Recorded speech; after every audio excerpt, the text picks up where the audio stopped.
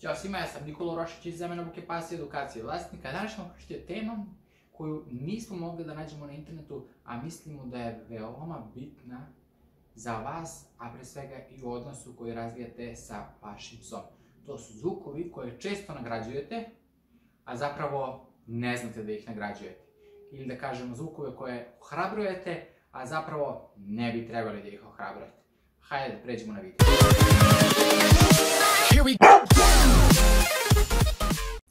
Prvi zvuk koji gotovo svi nagrađuju, a retko ko obraća pažnju, jeste zvuk koji se proizvodi kada stavljate granule u šerpu vašeg psa. Ili uradite ovako, zvuk granula, lupanje u metalnu posudu, plastičnu posudu, ili nije bitno ni od čega je posuda, keramika, nebitno. Bitno je taj zvuk bitan vašem psu. I vaš pas, kad god čuje taj zvuk, odmah će se nacrtati kod vas. I gde smo mi napravili grešku? Asocirali smo hranu sa ovim zvukom. Nismo, na primjer, asocirali sa njegovim imenom ili sa komandom dođi, ili sa bilo kojim drugim zvukom. Ovaj zvuk mi ne možemo da proizvedemo napolju. Zato pažljivo birajte koji zvuk ćete da asocirate sa imenom vašeg psa ili sa komandom dođi, ili još bolje, sa kliker rečju. Šta je kliker reč? Kako se ona koristi? Pričali smo u knjizi Moja prva šapa, pronaćete link od ove knjige dole u opisu videa, da ne dužimo dalje. Morate da znate da je najbitniji resurs vašem psu njegova hrana. Potom idu druge stavke i da kažemo na 4. 5. mesto ste vi. Da bi vi bili bitni, morate da se povežete sa nečim što je bitno vašem psu, a to je hrana. I da shvati da ta hrana dolazi od vas, ali nekad jednom uradi nešto dobro, nego mora više puta da uradi nešto dobro da bi dobio. Ali to ćemo pričati u nekom drugom priliku, da bi znali kako i šta.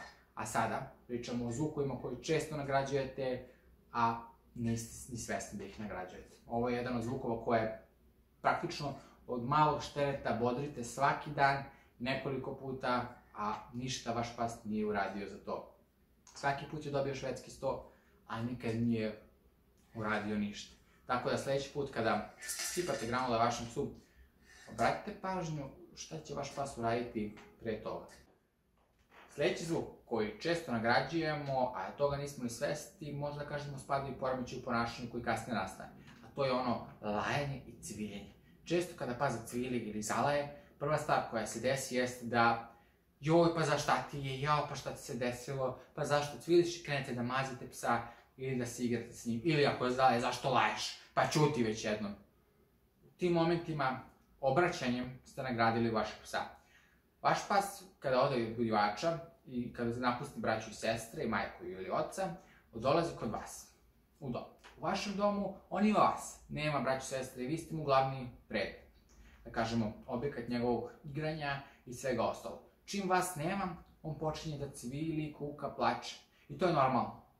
Ali ono što ne bi trebalo da radite jeste da nagradite to cviljenje. Jer ako ga nagradite jednom, vaš pas će samo nastaviti da cvili i da time dobija vašu pažnju. U početku to može biti simpatično, ali kasnije to sigurno neće biti. Vaš pas će, da kažemo, spadati one male bele lajavce, da kažemo pse koji obožavaju da laju. Jednostavno, vi ste ga od malena učili da treba da laje. Pogotovo ono, pa što ti laješ, pa što ti laješ? Nemojte da nagrađujete lajanje sa vašom pažnjom. Bukvalno možete ignorisati lajanje kada su štemci kroz nekoliko dana. Kako krene da laje, izignorišite. Mnogo će vam biti lakše da odmah stavite tačku na to lajanje ili cviljenje i uradite bukvalno jednu veliku prevenciju za kasnije, jer niste nagradili to lajanje. Vaš pas ne zna da laje, vaš pas ne zna da treba da cvili.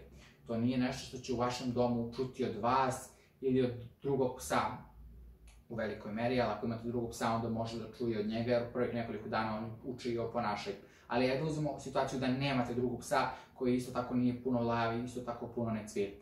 Ono na što treba da obratite pažnju jeste da nikako ne nagradite to cviljenje.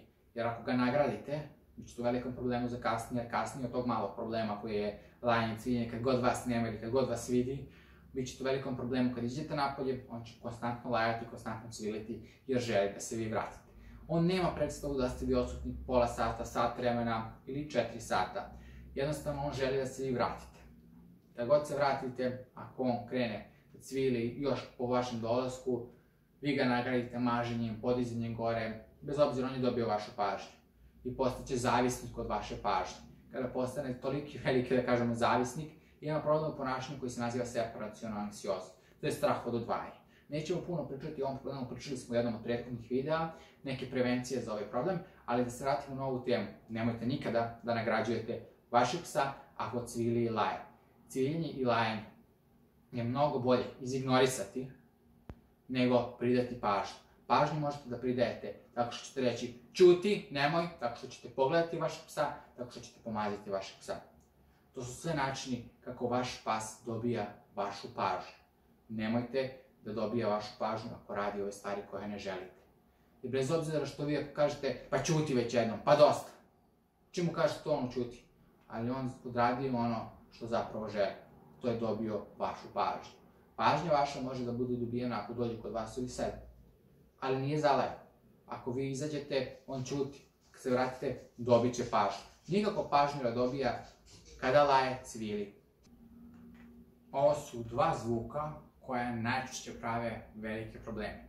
Prvog zvuka možda toliko niste ni svesni da može raditi u vašu korist, ali drugi zvuk svakako može raditi u vašu štetu, jer ne želite da vaš pas cvili, ne želite da vaš pas laje, tako da obratite pažnju na ova dva zvuka. Iskoristite. Bolje koristite neki drugi zvuk za hranjenje koji možete da proizvedete. Tako opet učite onu klike reč. Klike reč, već smo pričali, knjiga Moja prva šapa, imate bukvalno sve o tome u našoj knjizi. Također imate mnogo drugih detalja na koje treba da obratite pažnju, a mi se vidimo u nekom od narednih videa. Ako vam svidao ovaj videoklip, ne zaboravite da ga lajkujete, pretplatite se na kanal potpuno je besplatno, možete nas pratiti na Facebook stranici, također i na našoj Instagram stranici. Ostavite komentar šta bi to voljeli sledeće da gledate, kako vam se svidao ovaj video naravno, a mi se vidimo u nekom od narednih video snimaka. Ćao!